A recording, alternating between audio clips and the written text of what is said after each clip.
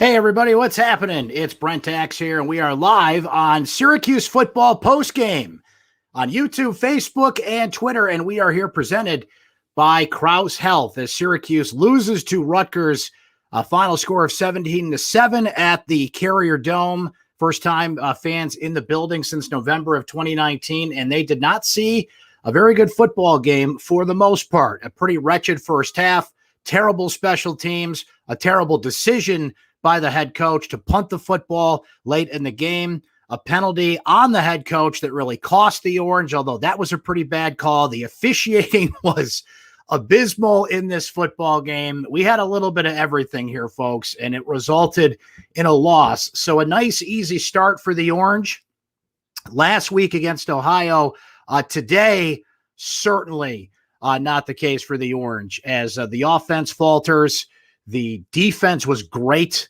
You know, we got to tip our cap to the Syracuse defense. They did exactly what they needed to do, but bad decision-making, bad quarterback play, frankly. A couple of highlights here. DeVito had a 50-yard pass to Taj Harris. Garrett Schrader showed some kind of spark at times, but I don't think the Syracuse quarterback situation has been settled through week 2. Nobody has really grabbed the job and said, it is mine, as Dino Babers has indicated. And we're going to cut into Dino Babers' press conference here shortly. I'd be pretty curious to hear what he says about that decision to punt the football. What do you say we start there?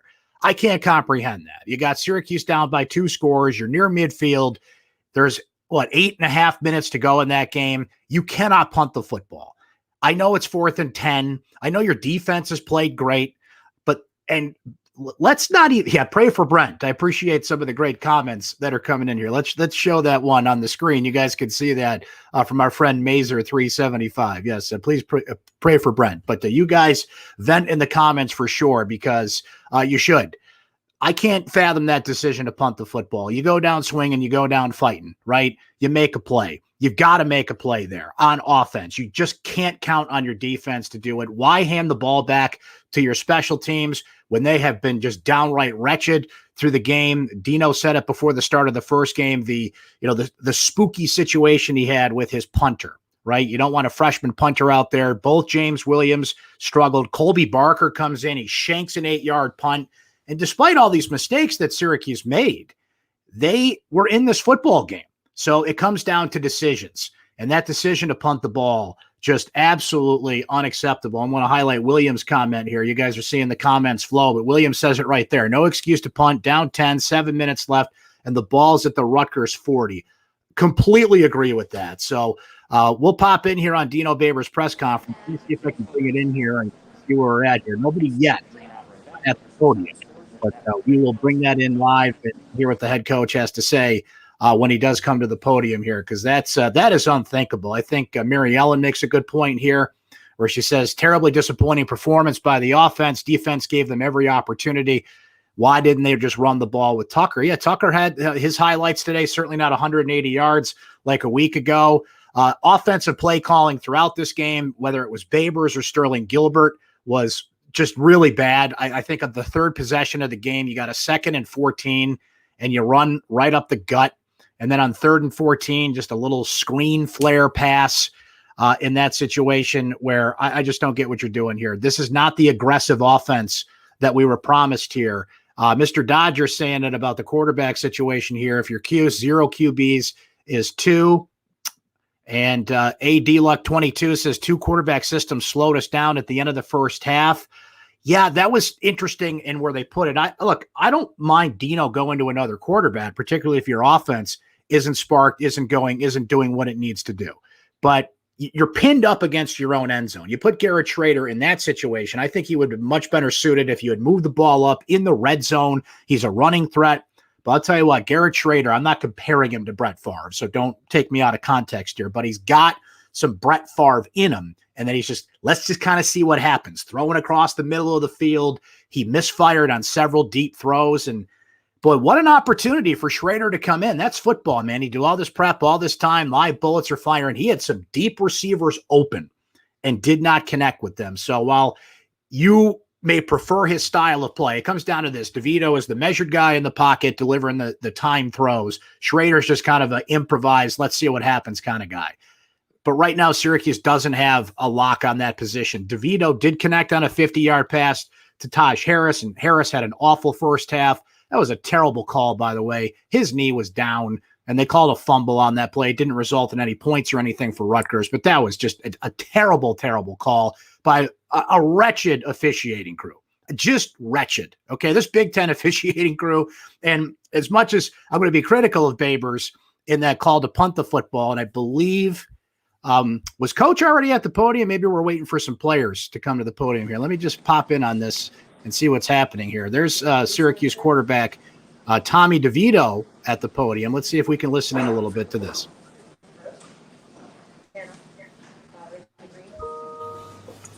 Hey, Tommy. I think just talk about the troubles the offense had, being consistent. You're kind of getting in your own way, making mistakes at bad times. So tell me about the frustration of that. Yeah, I mean, it's hard. We're hurting ourselves. Early on in the game, we got a red zone, turnover. Well, I tell you what, I don't think we're going to be able to hear Tommy very well there. The audio in the room, not sufficient. So sorry about that, folks. But certainly a frustrated quarterback there. He misfired on some throws to Taj Harris, as we mentioned, who had a bad first half, the fumble, the bad play. But here's where I'm going to defend Dino for a couple of minutes here, because that call made by that officiating crew on a 3rd and 13. So here's this officiating crew announcing offsetting penalties. While they're doing that, they call no unsportsmanlike on Dino Babers, who I don't know what he said, but it must have been really bad, because Greg Schiano just before that threw an absolute hissy fit on the field, and they didn't give him bupkis. And he was on camera on the ACC network for like 30 seconds, just railing the officials on the field. Completely unacceptable that you call one coach for that and not the other. Just added to a very, very frustrating day. We mentioned it, man. Special teams. Whoa, mama. Okay, let me go through the list here, and I'm probably going to miss something. So you guys can inform me if I missed anything here. I believe I've covered it all here in my quick takes column that went up right after the game. But let's go through it here. And Rutgers was equally awful on special teams, folks. But from the Syracuse standpoint, Colby Barker shanks a punt. They had a punt blocked in the first quarter. Trevor Pena muffed a punt. He did recover it, but not good. Andre Schmidt missed a field goal. He never misses. 9 out of 10 times he's going to plug that in. This was the exception to the rule. Syracuse committed several penalties, some real calls, by the way, not bad calls from this clown crew that was out there. Did I miss anything? I probably did, but just an F all around on special teams. Where have you gone, Justin Lustig, the Syracuse special teams coach, who we know where he went. He ended up at Vanderbilt with former Syracuse defensive coordinator Clark Lee. But special teams, which has been more of a kind of a team effort coaching-wise, is bad. So, look, Syracuse, and Mr. Dodger says it right here. We'll bring up his comment on the screen. Albany is Syracuse's new Clemson. Yeah, they're going to beat Albany next week, and they'll go to 2-1. But, boy, you got a team in Liberty coming in after that, who's top 25 caliber. Folks, Malik Willis is going to be a first-round draft pick as a quarterback. At least the Syracuse defense has shown in its first 2 games that they didn't have a lot of pass rush in the first game because they didn't really need it. In this game, you can't ask more for the defense. You really can't. They absolutely did their job. They made stops. Let me pull up the numbers while we're talking about it here, what they did on 3rd down today. I'll give you some other numbers as we go here. But Rutgers, 3rd down, both teams were wretched on 3rd down. I keep using that word. Keeps popping to mind, but appropriate today. Rutgers was 3 of 14 on 3rd down. Syracuse was 2 of 14 on 3rd down. Defense did its job. I have no complaints whatsoever. Tony White's 3-3-5 approach, I think, is getting better and growing, and the stars that are coming out of that defense in the secondary, Mikel Jones and the linebacker, Stephon Thompson. It was great to see McKinley Williams back out there today. He was great. He ran out on the field with the flag. Very emotional day, of course, being 9/11, and good to see that, right? So the Syracuse defense is going to hang him in some games. But, man, for the offense, just keep dropping the ball, quite literally in some senses. But this offensive approach, last week they didn't have to break it out, right? Because Sean Tucker ran for 181 yards, and why show Greg Schiano anything you really don't need to show him, right? But this week, they're just showing they're incapable of opening up the playbook, right? The offensive line gave up 5 sacks this week after a great game last week, so maybe we're meeting somewhere in the middle about what the true sense of this offensive line is, and if they can stay healthy, maybe they'll continue to improve here. But even if Gilbert and Babers wanted to open up the offense, I don't even know if they're capable of it. And I want to highlight John's comment here. Attending this game was a complete waste of time on a beautiful day. I mean, you're always making that decision as a fan in central New York. Do I go apple picking, or I don't know if you can hear my neighbor mowing the lawn right now, but he is, or, spend the day outside on a gorgeous fall day, even with air conditioning now in the Carrier Dome. You're inside for 3.5 hours. And if that's the product you get in return, people are just going to stop going. And all the extra effort that John and the fans had to go through today to get in the building with the COVID procedures and wearing a mask inside, and just an inconvenience in a lot of ways. And, I don't want to start a discussion about vaccines or any of that stuff, because let's just not do that. But you knew what the deal was going into the game, and it was a hassle. Let's be honest. It was more of a hassle to go to the game. And when you're rewarded with a performance like that, it makes it that much more frustrating. I wonder what you guys thought about being on the Dome, though. Put the performance on the field aside. The Dome looks great. It's brighter. The scoreboard, they didn't show enough replays on it, frankly, from what I heard and the feedback I was getting from people. The audio is still terrible, unfortunately, but the food options are better. The lines move faster. They're going cashless in the Dome. So if you're going to any games this year, and they continue at this rate, I don't know who's going to be, but if you're going to some games this year, keep that in mind. So I think they're doing the right thing there.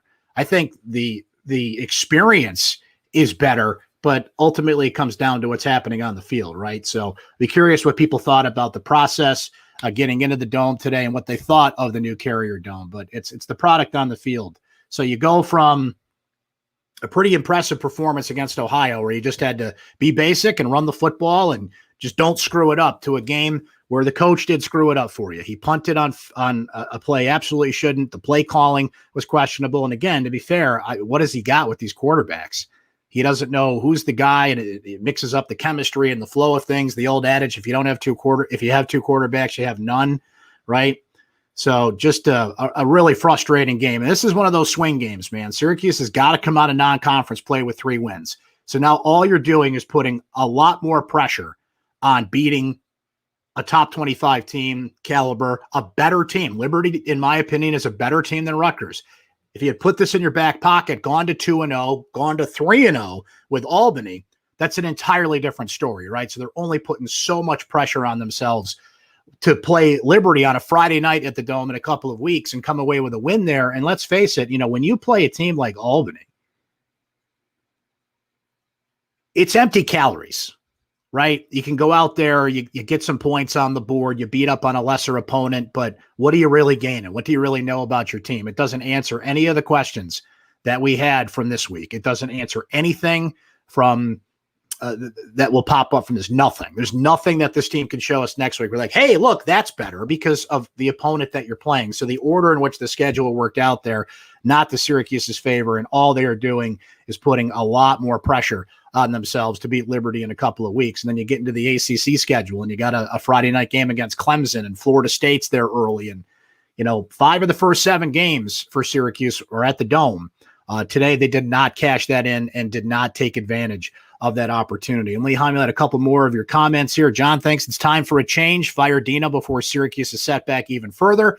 The recruiting classes he has coming in are terrible, in John's opinion there. And now this conversation is going to start, folks. There's no avoiding it. But let's look at the situation here. You've got a coach under contract for 3 more years. And Syracuse is going to do everything it can to avoid paying Dino Babers not to coach for 3 years, then having to bring in a new staff, right? Because Syracuse is, they're not exactly swimming in the cash that a Clemson and Alabama. I even saw the president of Houston, who joined the Big 12 this week, say, we fire coaches at 8-4, right? So, look, John Wildhack, who has not had a good summer by any stretch of the imagination. He had a pathetic performance at his press conference this week, frankly, as I wrote about. Hope you guys saw that on syracuse.com. The biggest decision an AD can make is the football coach. And do you really trust Wildhack to do the whatever the right thing turns out to be? We're only 2 games in here, so let's not, draw this up in pen yet. But today, not a good sign there. Not a good sign at all.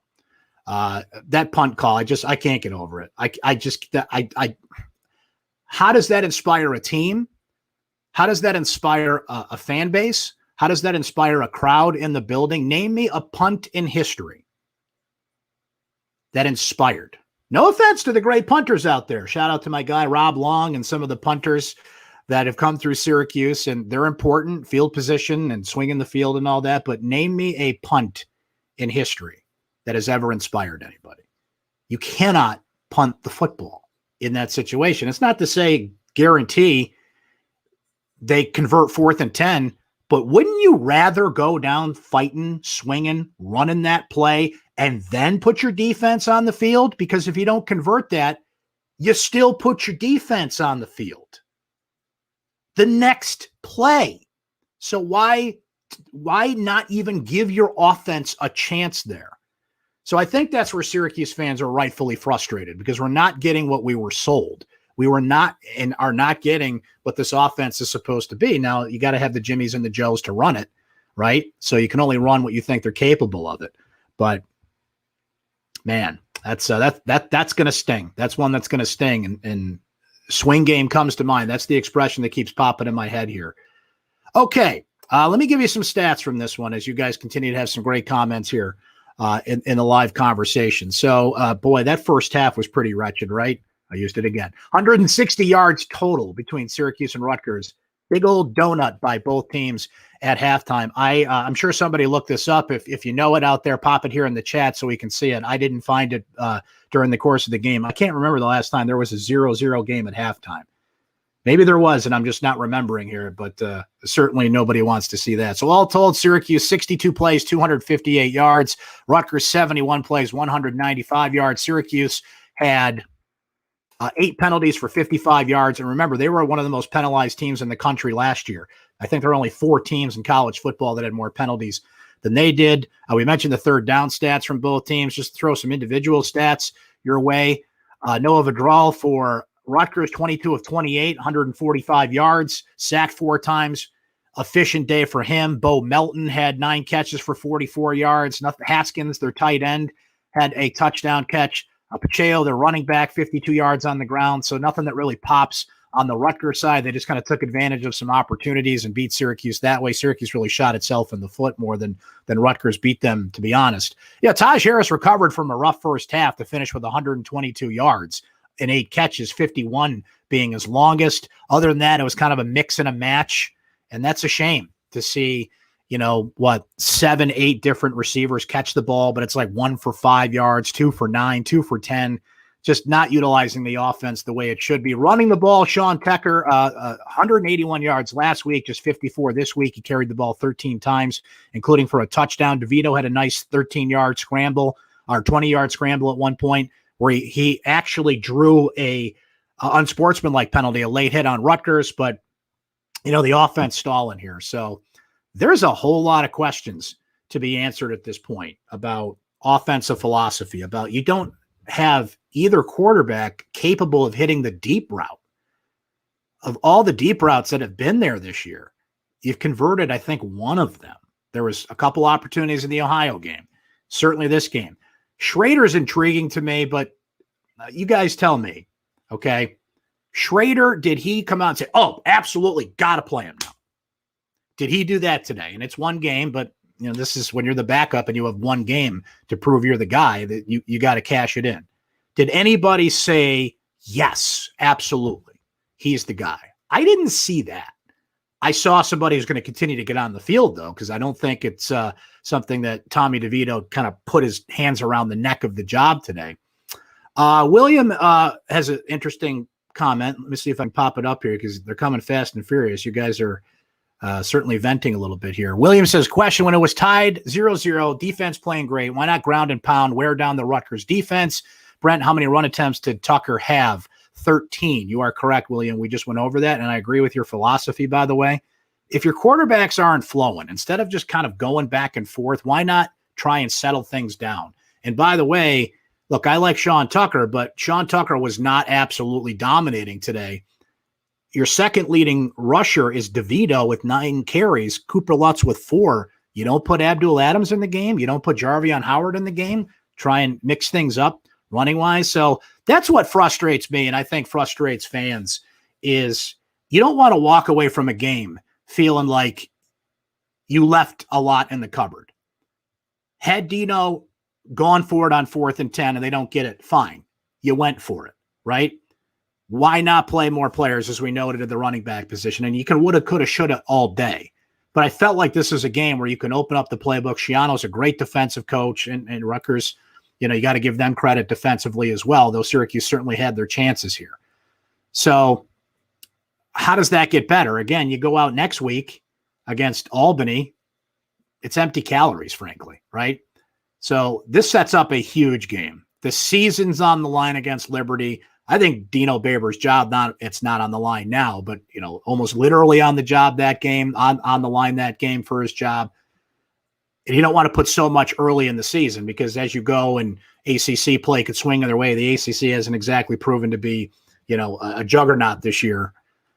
So I don't want to start writing things in pen yet, but this felt like a game that could swing your season down one path or the other, even though it's game 2. So they've got a lot to prove in 9 games here to kind of swing it back the other way. You go from one extreme to the other in terms of confidence of the team from last week to this week for sure.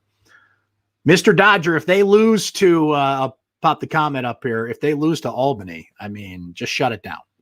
If you lose to Albany, don't even play the rest of your games. Just shut it down right there. Pretend you have COVID issues or something. That you cannot show your face again if you lose to Albany. No offense to the fine football players of the University of Albany, who are going to have a lot of Rudies out there to prove themselves next week, but they're just not on Syracuse's level. But maybe I shouldn't be assuming anything at this point, right? But I'd be, and it's hard to really be stunned in the sports world these days, but I would be stunned into submission if Albany won next week. They're just not on Syracuse's level. They're going to fight, and they're going to pull out the bag of tricks, and they're going to do everything they can to make Syracuse nervous. We've seen some teams, some better teams at that level. Remember Villanova to start, what was that, the 2014 season, I believe, 2015 season, gave Syracuse a run right to the end. But, typically you don't schedule teams like that can beat you, right? Okay. What do you say we end there for the day? Plenty more to come. Please check out our coverage on syracuse.com. My quick hits column is up now, published right after the game. New thing we're doing for you guys. Just some quick thoughts on the game. My recap will be up tomorrow. Plenty of other coverage from the day. We're certainly thinking about all who were affected by 9/11 20 years ago today, which is really all of us in some way, shape, or form that went through it, but particularly those that lost loved ones and are having a rough day. We're thinking about you and thinking about all those brave men and women who were first responders and chose to serve their country after that. And pretty solemn day. Uncle Brent's got a birthday coming up tomorrow. Looking forward to that. Going to watch the Bills beat the Steelers, have a little ice cream cake. Going to be a good time. So we'll try and salvage something from the weekend, right? But always appreciate you guys popping by on the chat. Just a reminder that we're here live, Facebook, YouTube, Twitter. Follow me on Twitter, Brent Axe Media. If you're not, if you do miss this, we put the replay up via YouTube. A good idea to subscribe to our Syracuse Orange Sports YouTube page. I pop it in my recap. We do its own separate post as well on syracuse.com if you want to see this show in case so you can't be here live. So keep that all in mind. Syracuse-Albany next week. Let me look it up while we're yakking about it here, guys, because I don't know the game time offhand. I would assume that's going to be a nooner, right? Just get that one out of the way, please. I don't want to watch Syracuse play Albany at 3:00 in the afternoon or something. Correct. Nooner. Another ACC network game, by the way. Oh, can we mention that real quick before we go? ACC network, what are you doing? You got Virginia, Illinois, 42-14, 6 minutes to go, and you start the Syracuse game on the ACC network app. No. Other way around. Put the game that's out of hand on the app if people want to finish that and start the Syracuse game on time. Turned out to be a pretty bad first half, so maybe they knew they were doing us a favor. But I don't get why they do that, and I don't get why these networks do these 3-hour windows. Because that was actually an 11 o'clock kickoff time. Syracuse 2:00. It never works. They always go over. Just schedule it for 2:15. Just know you got to build yourself a little window. So as much as it turned out to be bad football, fans don't want to miss the game. This is why they have your channel. This is why people, whatever service you subscribe to these days. So that was really frustrating. It doesn't make sense to me. And let's hope they fix that going forward. But it is another ACC network game next week, nooner. So we'll be right here after the game. Thanks for hanging with us, guys. Always appreciate it. Appreciate the birthday shout outs there, Jim and everybody. Appreciate that. And we'll be back next week. Talk more Syracuse football. All right. Have a great rest of your weekend, everybody.